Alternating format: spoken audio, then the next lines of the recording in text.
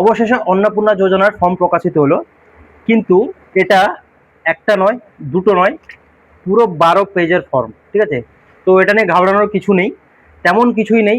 খুব সহজেই আমি তোমাদেরকে ফিল আপ করে দেখে দিচ্ছি যে কীভাবে তোমরা ফিল আপ করবে, এবং ফিল আপ করে তোমাদের বিডিও অফিসে গিয়ে তোমরা এটা জমা দিয়েছো। যত তাড়াতাড়ি এটা জমা দিবে তত তাড়াতাড়ি তোমাদের 3,000 টাকা পেতে সুবিধা হবে। আর বেশি লংও করবো না ভিডিওটা, তো চলে যাই আমরা ফর্ম ফিল আপে। ফর্ম আমি লিখে তোমাদের দেখে দিচ্ছি কীভাবে তোমরা ফর্ম ফিল আপ করবে। এবার চলে এসেছি ফর্ম পূরণ করতে। এখান থেকে অন্নপূর্ণা যোজনা পারিবারিক তথ্য সংগ্রহের ফর্ম এখানে লিখে দিয়েছে যে এখানে পারিবারিক তথ্যটাই নেওয়া আছে মেনলি। প্রতিটি বিভাগে স্পষ্ট ক্ষেত্র, টিক চেকবক্সের বিকল্প এবং নির্দেশাবলী রয়েছে। প্রতিটি চেকবক্স ও ক্ষেত্র পরিষ্কারভাবে চিহ্নিত করা হয়েছে। আবেদনকারী এবং যাচাইকারী কর্মকর্তাদের জন্য প্রয়োজনীয় নির্দেশাবলী প্রদান করা হয়েছে। প্রতিটি বিভাগ পূরণ করা বাধ্যতামূলক, মনে রাখবে প্রতিটি বিভাগ পূরণ করা বাধ্যতামূলক। এবার প্রথম কি আছে, পারিবারিক পরিচয়। এবারে তোমাদের পরিবারের প্রধানের নাম কি, যে head of the family, HOF মানে head of the family, HOF মানে হেড অফ দ্য ফ্যামিলি, মানে যে তোমাদের পরিবারের প্রধান তার নাম কি, তো তার নাম XYZ যেটাই হবে তোমরা লিখে দিবে। ঠিক আছে, XYZ যা হবে তোমরা লিখে দিবে, পরিবারের যে প্রধান। এবারে প্রধানের জন্ম তারিখ খুব সহজ, তার আধার কার্ডে যে প্রধান আছে তার আধার কার্ড দেখলেই তোমরা জন্ম তারিখ পেয়ে যাবে। কিন্তু জন্ম তারিখটা যখন লিখবে প্রথমে দিন, তারপরে মাস, তারপরে বছর। ধরো জন্ম তারিখটা ধরলাম 15/5/1993, তো আমরা এখানে লিখে দিব 15 হচ্ছে ডেট, 5 হচ্ছে মাস, আর বছর হচ্ছে 1993। এইভাবে ঠিক লিখতে হবে। ঠিক আছে, এবার পরিবারের প্রধানের লিঙ্গ, যে পরিবারের যে প্রধান যার নাম তুমি মেনশন করেছো সে পুরুষ না মহিলা, তো সেক্ষেত্রে পুরুষ যদি হয় পুরুষে টিক করবে, আর যদি মহিলা হয় সেক্ষেত্রে মহিলা টিক করবে। ঠিক আছে, এবার পরিবারের প্রধানের আধার কার্ড নম্বর, যার নাম্বার তুমি ঠিক করেছো তার আধার কার্ড নম্বর যেটা তোমরা আধার কার্ডে পেয়ে যাবে, আধার কার্ড নম্বরটা এখানে ফিল আপ করে দিবে। ওকে, এবার ডিজিটাল রেশন কার্ডের পারিবারিক আইডি, যদি রেশন কার্ড থাকে, ডিজিটাল রেশন কার্ড থাকে, সে রেশন কার্ডের আইডি নাম্বার থাকে, ও আইডি নম্বরটা এখানে মেনশন করে দিবে। এবারে পরিবারের সদস্য সংখ্যা কত, তো পরিবারে যদি তোমরা 3 জন থাকো তো 3 জন, 4 জন থাকলে 4 জন, 5 জন থাকলে 5 জন। তোমাদের পরিবারে মানে এক কথায় বলতে চাইছে যে তোমরা কজন মিলে একসাথে খাও, পরিবারে একসাথে কজন মিলে খাও। ঠিক আছে, আমি একদম ফর্মের লাস্ট পেজ এখানে লেখা আছে, দেখো পরিবার বলতে এমন একদল ব্যক্তিকে বোঝায় যারা সাধারণত একসঙ্গে বসবাস করেন এবং একই রান্নাঘর থেকে খাবার গ্রহণ করেন। ঠিক আছে, তার মানে যে ফ্যামিলিতে যে কজন মানুষ একসাথে খাবার খায় বা একসাথে বসবাস করে সেই কজনের সংখ্যা, মানে একটা ফ্যামিলিতে কজন আছে, ধরো 5 জন আছে, তো এখানে 5 লিখে দেবে, সিম্পল। এবারে ঠিকানা, তোমাদের আধার কার্ডের পিছনে ঠিকানা লেখা আছে, যে ঠিকানাটা লেখা আছে সেই ঠিকানাটা এখানে তুমি ডিটেলসে লিখে দিবে। এবার যোগাযোগ নম্বর, তোমার বাড়ির যে মোবাইল নম্বর, এখানে লেখা আছে দেখুন, বিশেষত পরিবারের প্রধানের আধার নম্বর, সংযুক্ত মোবাইল নম্বর, মানে যে পরিবারের যে মোবাইল নম্বর আধার নম্বরটা দিয়েছো, যে প্রধান যে নামটা দিয়েছো তার যে মোবাইল নম্বর এবং তার আধার কার্ডের সাথে যেটা লিঙ্ক করানো আছে সেই নাম্বারটা এখানে দেবে। পরিবারের প্রধানে যার নাম দিয়েছো তার যে আধার কার্ডের সাথে যে মোবাইল নম্বরটা লিঙ্ক করা আছে ওই মোবাইল নম্বরটা এখানে দিয়ে দিবে। হয়ে গেল। এরপর চলে আসবো 9 নম্বরে, নাম, জন্ম তারিখ, লিঙ্গ, পরিবারের প্রধানের সঙ্গে সম্পর্ক, পরিবারের সকল সদস্যদের। এইখানে তোমরা এই যে 9 নম্বর পয়েন্টটা আছে এইখানে দেখবে, এইখানে মেনলি অন্নপূর্ণা যোজনার জন্য আবেদন করা হচ্ছে কিনা এইখানে বলে দিবে। ঠিক আছে, যেমন এখানে পরিবারের প্রধান সদস্য হেড অফ দ্য ফ্যামিলি। ঠিক আছে, হেড অফ দ্য ফ্যামিলি আমরা অলরেডি এখানে দিয়ে দিয়েছি যে কি তার হেড অফ দ্য ফ্যামিলির নাম কি বা তার জন্ম তারিখ কত, পুরো ডিটেল এখানে দিয়ে দিয়েছি। এবারে সদস্য, এবারে যিনি এখানে হেড অফ দ্য ফ্যামিলি তার সদস্য, তার ছেলে যদি থাকে এখানে ছেলের নাম লিখবে, ছেলের জন্ম তারিখ, বা ছেলে পুরুষ বা মহিলা, যদি মেয়ে থাকে মেয়ে, পরিবারের প্রধানের সঙ্গে সম্পর্ক কি, যদি ছেলে হয় তাহলে এখানে লিখে দিবে ছেলে, যে হেড অফ দ্য ফ্যামিলির সাথে ছেলে, আর তার আধার নম্বর, যার এখানে যার নাম দিলেন তার আধার নম্বর। সিম্পল। পরিবারের যে কজন সদস্য আছে, নম্বর 1, নম্বর 2, নম্বর 3, নম্বর 4, নম্বর 5 করে। এবার বলে দিই, এখানে একটা জিনিস মনে রাখবে যে সদস্য নম্বর 1 যার নাম দিলে বা সদস্য নম্বর 2 যার নাম দিলে, এটা একটু মাথায় রাখতে হবে, কারণ এর আগে যে ফর্মে তোমরা ফিল আপ করবে সে এই সদস্য নম্বর 1-এর ডিটেলসটা ওখানে চাইবে। তো আমরা এখানে ধরো ছেলে দিলাম, সদস্য নম্বর 2 যে ছেলের বউ আছে বা বৌমা তার নাম্বার ধরে দিলাম। তো সেক্ষেত্রে এখানে দেখুন সদস্য নম্বর 1-এর ক্ষেত্রে এখানে দেওয়া আছে যে অন্নপূর্ণা যোজনার জন্য আবেদন করা হচ্ছে, তো ছেলের জন্য নিশ্চয়ই আমরা আবেদন করছি না, সেক্ষেত্রে এখানে হ্যাঁতে আমরা টিক করব না। এবারে ছেলের বউকে যদি করি, তো সদস্য নম্বর 2 আমরা এখানে ছেলের বউর নাম লিখলাম। ছেলের বউর যে জন্ম তারিখ, তার আধার কার্ড থেকে আমরা লিখে দিব। তার লিঙ্গ মহিলা, মহিলা এখানে লিখে দিব। নেক্সট পেজে দেখাচ্ছে পরিবারের প্রধানের সঙ্গে সম্পর্ক কি। তো ছেলের বউ হলে কি হবে প্রধানের সঙ্গে সম্পর্ক, সিম্পলি বৌমা, তো এখানে লিখে দিব বৌমা। এবার বৌমার আধার কার্ড নম্বরটা যেটা আছে এখানে লিখে দিব। এবার আমরা এখানে যে অন্নপূর্ণা যোজনার ফর্মটা ফিল আপ করছি, কিন্তু বৌমার অন্নপূর্ণা যোজনার জন্য আমরা ফিল আপ করছি, তো সেক্ষেত্রে এখানে আমরা হ্যাঁ করে দিব। ঠিক আছে, এখানে হ্যাঁ করলাম। এবারে সদস্য নম্বর 3 সেম এখানে লিখে দিলাম। আমরা এক্ষেত্রে যার ফর্ম অন্নপূর্ণা যোজনার জন্য করছি তার সেক্ষেত্রে একটা করে দিয়েছি, বাকি যদি 1 2 3 4 যে কজন সদস্য থাকে সেম টু সেম সদস্য সংখ্যা এখানে আমরা লিখে দিব। এবার 10 নম্বরে আছে পরিবারের প্রধান এবং পরিবারের সকল প্রাপ্তবয়স্ক সদস্যের ব্যাংক অ্যাকাউন্ট নম্বর নগদ অর্থ স্থানান্তরের জন্য। এটা সবথেকে মেন পয়েন্ট, ভালো করে দেখবে। পরিবারের প্রধান এবং পরিবারের সকল প্রাপ্তবয়স্ক সদস্যের ব্যাংক অ্যাকাউন্ট নম্বর নগদ অর্থ স্থানান্তরের জন্য। ঠিক আছে, এবারে যে হেড অফ দ্য ফ্যামিলি, এই মানে আমি আগেও বলেছি হেড অফ দ্য ফ্যামিলি যে প্রধানের নামটা আমরা দিচ্ছি, সে প্রধানের ব্যাংক অ্যাকাউন্ট নম্বর কোন ব্যাংকে অ্যাকাউন্ট আছে, যদি স্টেট ব্যাংকে থাকে তো আমরা লিখে দিব স্টেট ব্যাংক অফ ইন্ডিয়া। ঠিক আছে, আর অ্যাকাউন্ট নম্বর, ব্যাংকের অ্যাকাউন্ট নম্বর দিয়ে দেবো। আইএফএসসি কোড যেটা থাকে, SBIN বলে যেটা থাকে, আমরা ওটা দিয়ে দিব। ঠিক আছে, এখানে দেখো ডিবিটি ক্রেডিটের জন্য আধার সংযুক্ত ব্যাংক অ্যাকাউন্ট প্রদান করুন। যে যে ব্যাংকের সঙ্গে আপনার আধার কার্ড লিঙ্ক আছে সেই ব্যাংকের অ্যাকাউন্ট নম্বরটা এখানে দেবেন। যে ব্যাংকের সাথে আপনার আধার কার্ড লিঙ্ক করানো আছে সেই ব্যাংকের অ্যাকাউন্ট নম্বরটা এখানে দেবেন, যেহেতু ডিবিটি বা ডাইরেক্ট বেনিফিট ট্রান্সফারের মাধ্যমে আপনার টাকাটা ট্রান্সফার হয়।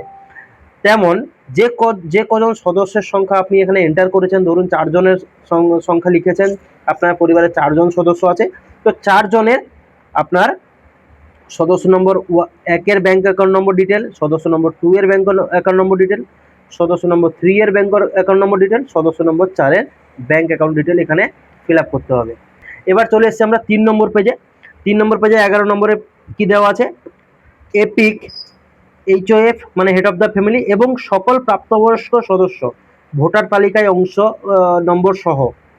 এপিক নম্বর মানে ভোটার কার্ড নম্বর, এটা ভালো করে মনে রাখবে, এপিক নম্বর মানে ভোটার কার্ড নম্বর।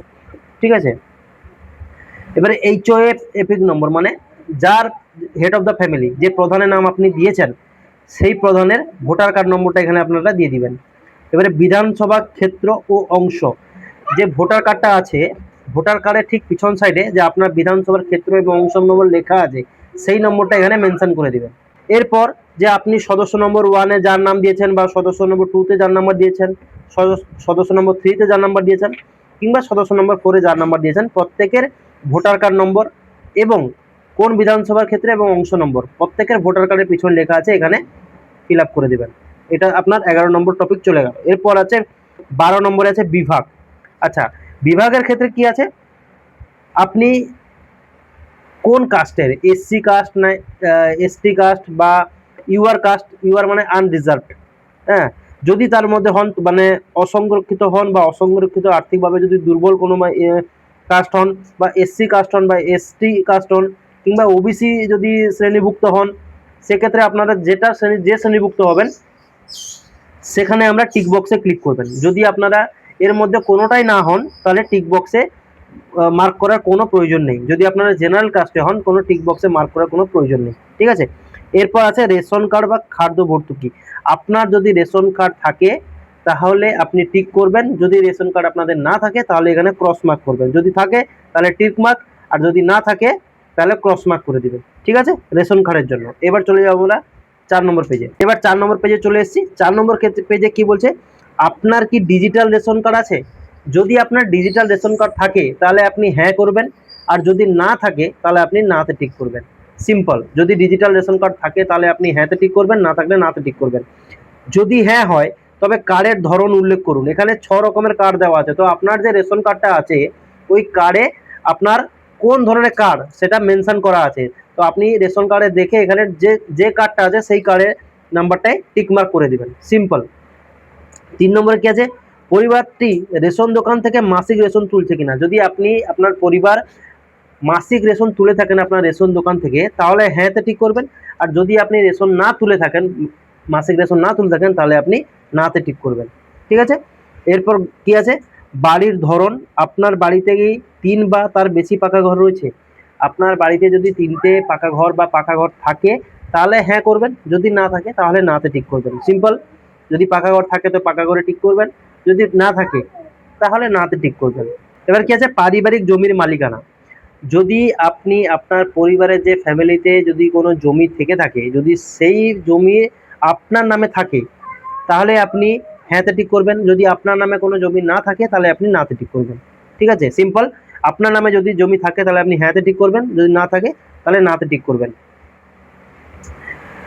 এবার 3 নম্বর আছে পরিবারের সকল সদস্যের মোট জমির পরিমাণ। আপনার পরিবারে যে কজন আছে টোটাল সবার মিলিয়ে কত জমি আছে সেই জমির সংখ্যাটা এখানে শতকে দিবেন, মানে শতক বলে তো ডিসমিল। ঠিক আছে, কত ডিসমিল জমি আছে আপনার সকল পরিবারের সদস্যদের যত জমি আছে সব মিলিয়ে কত ডিসমিল জমি আছে এখানে লিখে দিবেন। ঠিক আছে, সিম্পল।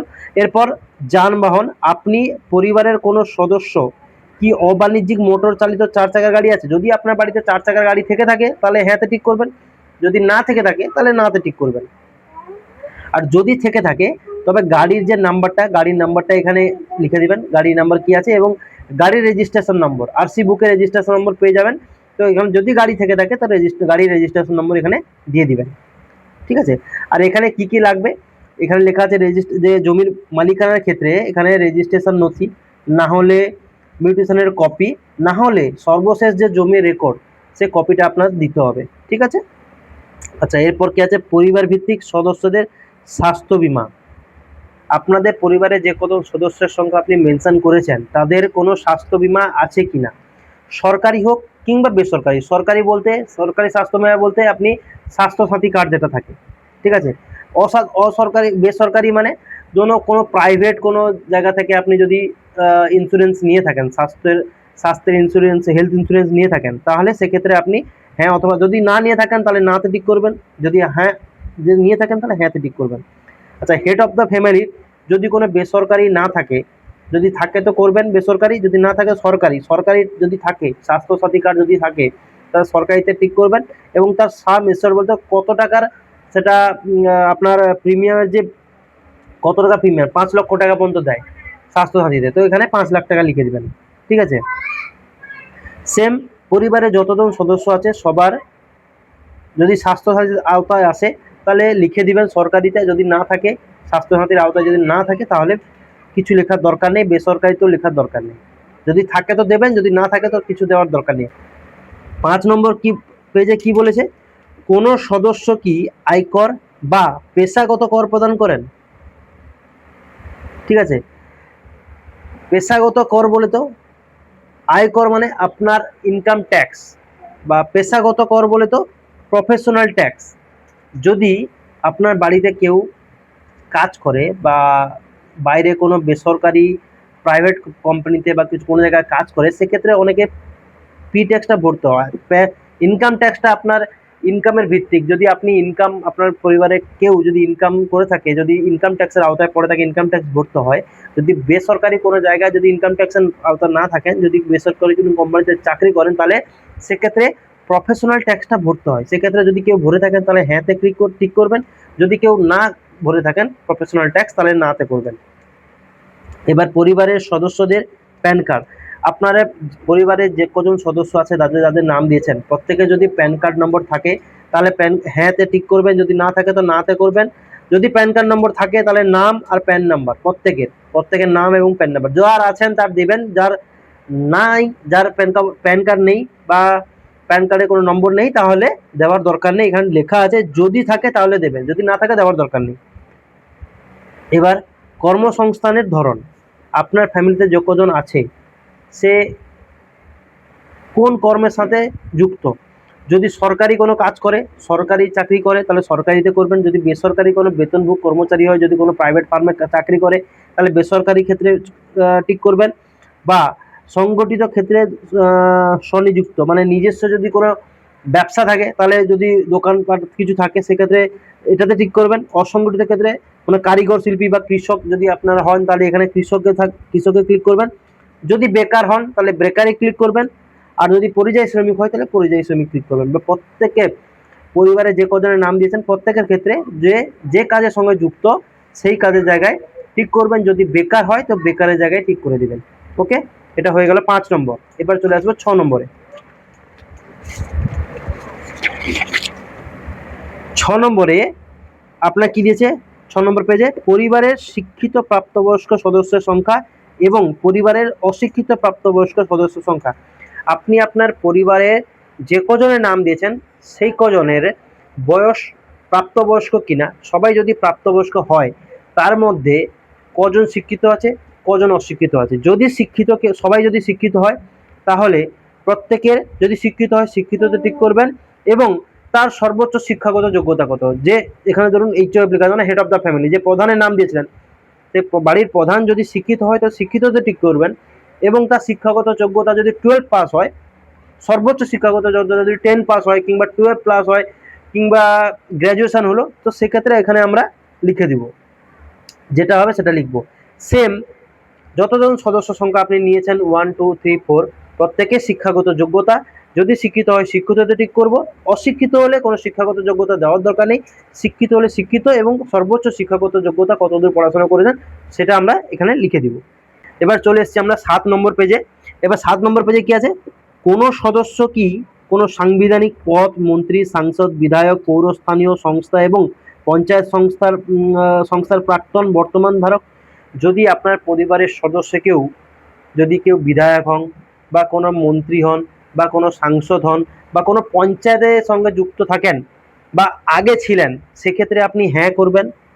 যদি না থাকেন তাহলে নাতে টিক করবেন। যদি কেউ থেকে থাকেন তাহলে হ্যাঁতে টিক করবেন, যদি কেউ না থেকে থাকেন তাহলে নাতে টিক করবেন। ঠিক আছে। আচ্ছা, কোনো সদস্য কি সরকারি পেনশনভোগী? যদি আপনাদের যে কজন সদস্যের নাম দিয়েছেন তার মধ্যে যদি কেউ সরকারি পেনশনভোগী থাকে তাহলে আপনি হ্যাঁতে টিক করে দেবেন। যদি কেউ সরকারি পেনশনভোগী না থাকে তাহলে নাতে টিক করবেন। আচ্ছা, যিনি সরকারি পেনশনভোগী তার সদস্য নম্বর, মানে এইখানে যে আমি বলেছিলাম প্রথমে যে আপনি সদস্যের কোন নম্বর সদস্য প্রত্যেকটা ধ্যান রাখবেন, ভুলভাল দেবেন না, দিলেই প্রবলেম হবে। প্রত্যেকে সদস্য নম্বর 1-এ যার নাম লিখেছেন, সদস্য নম্বর 2-তে যার নাম লিখেছেন, প্রত্যেকের একটা সঙ্গে আরেকটা কানেক্টেড আছে। তো যিনি সরকারি পেনশনভোগী তার সদস্য নম্বর, যদি কেউ সরকারি পেনশনভোগী হন তাহলে সদস্য নম্বর, যত নম্বরে আপনি সদস্য নম্বরটা দিয়েছেন ঠিক তত নম্বরটা এখানে লিখে দিবেন। ঠিক আছে। আর এখানে কি লেখা আছে? যদি হ্যাঁ হয় তাহলে পেনশন স্লিপ সংযুক্ত করুন। যদি কেউ সরকারি পেনশনভোগী হয়ে থাকেন তাহলে তার যে পেনশন স্লিপটা থাকে সেটা আপনাকে জেরক্স করে অ্যাটাচ করতে হবে তার সঙ্গে। ঠিক আছে। এবার কোনো সদস্য কি জিএসটির অধীনে নিবন্ধিত আছেন? যদি আপনার পরিবারের সদস্য কেউ জিএসটি ভরে থাকেন তাহলে হ্যাঁ টিক করবেন, যদি কেউ জিএসটি না ভরে থাকেন তাহলে নাতে টিক করবেন।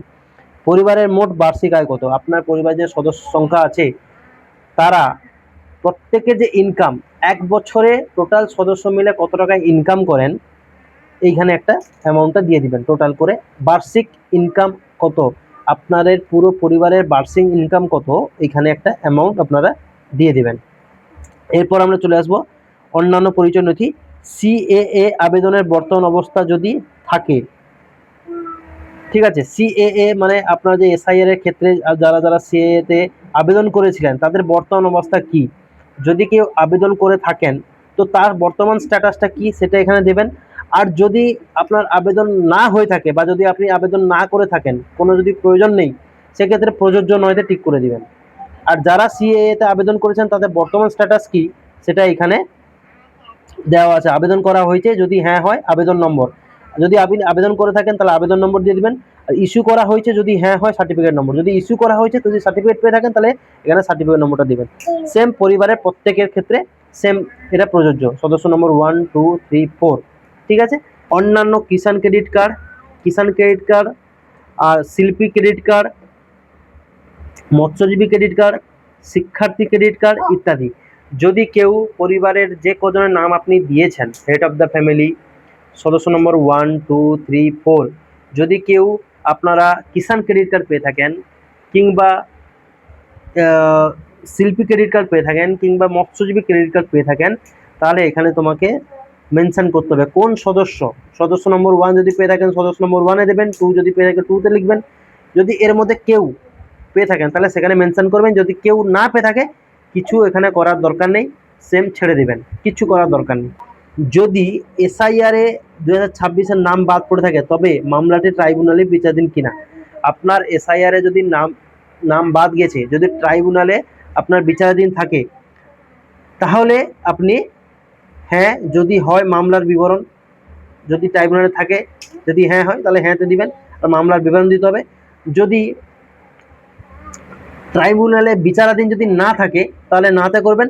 আর যার এসআইআর এর নাম বাদ পড়েনি সেক্ষেত্রে আপনি প্রযোজ্য নয়তে টিক করবেন।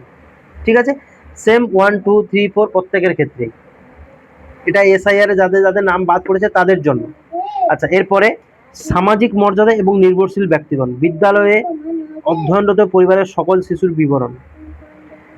আপনাদের পরিবারে যদি শিশু থাকে তাহলে সেই শিশুর নাম দেবেন, কোন শ্রেণীতে পড়ে, কোন স্কুলে পড়ে এবং ধরন, সরকারি স্কুলে পড়ে কি বেসরকারি স্কুলে পড়ে সেটা দেবেন। মানে আপনি শিশু যে স্কুলে পড়ে, সরকারি বেসরকারি যেটাতেই পড়ুন না কেন সেটাতেই আপনারা ঠিক করবেন। যদি আপনার শিশু সংখ্যা যে কজন থাকে, একটা দুটো তিনটে যতজন শিশু থাকে প্রত্যেকের এখানে কোন স্কুলে পড়ে বা কি করে ওটা দিয়ে দিতে হবে। যদি শিশু না থাকে তাহলে দেওয়ার কোনো প্রয়োজন নেই। ঠিক আছে, এরপর আছে শিশুদের টিকাকরণের বর্তমান অবস্থা। যদি আপনার বাড়িতে এমন কোনো শিশু আছে যাকে টিকাকরণ শুরু করা হয়েছে, ঠিক আছে, বা টিকাকরণ করা হয়নি, যদি টিকাকরণ করা হয়ে গিয়ে থাকে তাহলে হ্যাঁতে ক্লিক করবেন, যদি টিকাকরণ করা হয়নি তাহলে নাতে, টিকাকরণ করা হয়নিতে টিক করবেন। এখানে করা যদি হ্যাঁ হয় তাহলে টিকাকরণ কার্ড আইডি, যদি টিকার যে একটা কার্ড বই থাকে সেই বইটা আপনারা জেরক্স করে দিয়ে দিবেন। আর যদি না হয় তাহলে শেষ টিকা নেওয়ার তারিখ, যদি টিকা না নেওয়ার কারণ। আচ্ছা, যদি টিকা না নেওয়া হয়েছে তাহলে কেন নেওয়া হয়নি তার কারণটা এখানে লিখে দিবেন, যে এই শিশুটিকে টিকাকরণ করা হয়নি, যা কেন করা হয়নি তার কারণটা এখানে লিখে দিবেন। সে কজন শিশু আছে, যদি দুজন থাকে, একজন থাকে বা তিনজন থাকে প্রত্যেকের ক্ষেত্রে সেম। আপনি কি কোনো সরকারি প্রকল্পের সুবিধা ডিবিটির মাধ্যমে পাচ্ছেন? আচ্ছা, ডিবিটির বলে তো আগে ডিবিটির মাধ্যমে হতো না, তবুও সরকারি প্রকল্প আপনি কি পান? পরিবারের প্রধান যদি কেউ পেয়ে থাকে, কি কি আছে সরকারি প্রকল্প? অনেক কিছু থাকে, কৃষক বন্ধু আছে বা কেউ কোনো অন্যান্য প্রকল্পে পেয়ে থাকে। ঠিক আছে, যদি কেউ পেয়ে থাকেন কোন, তাহলে হ্যাঁতে টিক করবেন এবং প্রকল্পের নাম দিয়ে দিবেন, কি কি প্রকল্প আপনারা টাকা পাচ্ছেন। যদি একটা প্রকল্প থাকে কি প্রকল্পে টাকা পাচ্ছেন সেটা দিলেন, যদি দুটো থাকে তো কোন কোন প্রকল্পে টাকা পাচ্ছেন সেটা এখানে দিয়ে দেবেন। ঠিক আছে, এরকম প্রত্যেকের পরিবারের যে কজন সদস্য আছে যারা যারা পান তাদের এখানে নাম দিবেন, কোন প্রকল্প আছে, কোন প্রকল্পে টাকা পাচ্ছেন ওটা ডিটেলস এখানে দিয়ে দিবেন। ফর্ম ফিল আপ শেষ, তেমন কিছু আর নেই। এবার লাস্টে আছে, আমি এই মর্মে ঘোষণা করছি যে উপরের প্রদত্ত তথ্য আমার জ্ঞান এবং বিশ্বাস অনুযায়ী সত্য এবং প্রযোজ্য ক্ষেত্রে আমি সকল সহায়ক নথি প্রদান করেছি এবং উপরে উল্লিখিত কোনো মানদণ্ড বাদ দেইনি। আমি অবগত যে আমার প্রদত্ত কোনো তথ্য মিথ্যা প্রমাণিত হলে আমার সামাজিক সুরক্ষা সংক্রান্ত সুবিধাসমূহ বন্ধ হয়ে যেতে পারে।